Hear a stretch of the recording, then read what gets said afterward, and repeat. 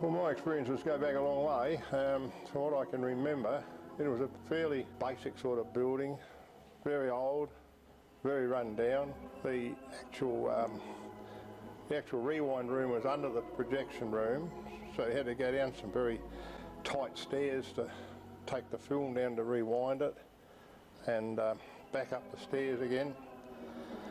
And the projection room was fairly cramped. In our off times with nothing to do at night, and that we'd lean on the window and look out into Rundle Street and watch the trolley buses and all the people down there. And it was that time I was there, it was the atrocity films from the war were being shown. I think it was the first time they had been screened. And you know, it was pretty horrifying, some of the things. But yeah, they every now and again they put in between their normal first run product revival programs, and there's a few that really come to mind. One did huge business. They resurrected, I suppose it was in the mid-1940s, they resurrected two Australian comedies, put them on together, because the star in each film were big on the stage at that time. The films, the double bill that I saw was Roy Reen, also better known as Mo, in Strike Me Lucky, which was a pretty bad movie. I went to see this double, and as I say, it did do big business, and it was funny, but very corny, because it was made back in about, I should say 1933, 34. So it was very dated, but they showed it with George Wallace in Gone to the Dogs, and it was absolutely huge. That again, it ran 2 or 3 weeks at the Mayfair.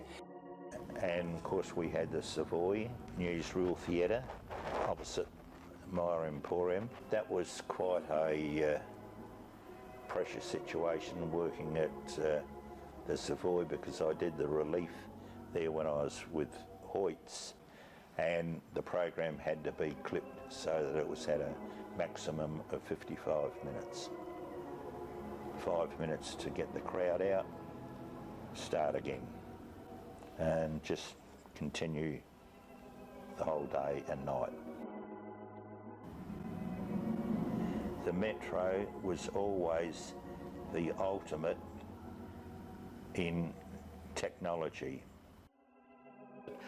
It was designed in America. It had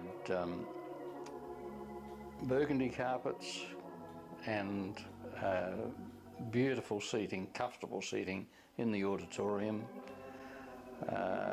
The design of the theatres was pretty well the same. Inside, the Metro particularly in Adelaide, they couldn't buy a little tiny furniture shop next to the theatre, so that's why they had that great big long foyer. They built around the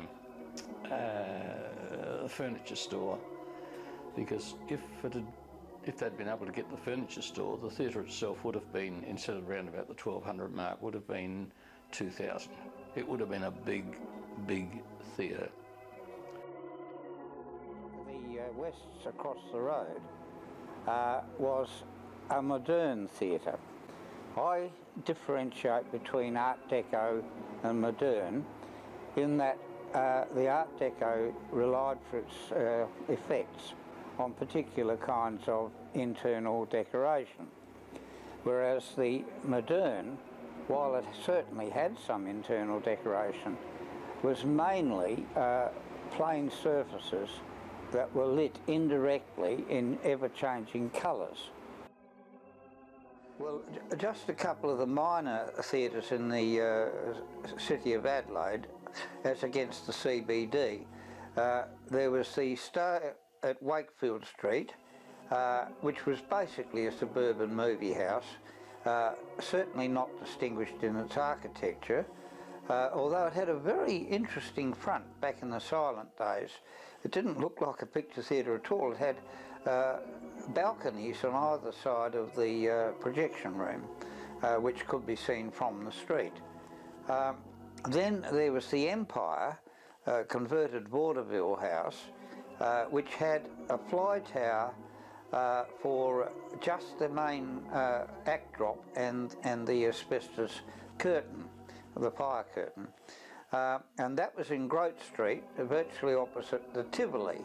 But the Empire was independently run and ran more second-run movies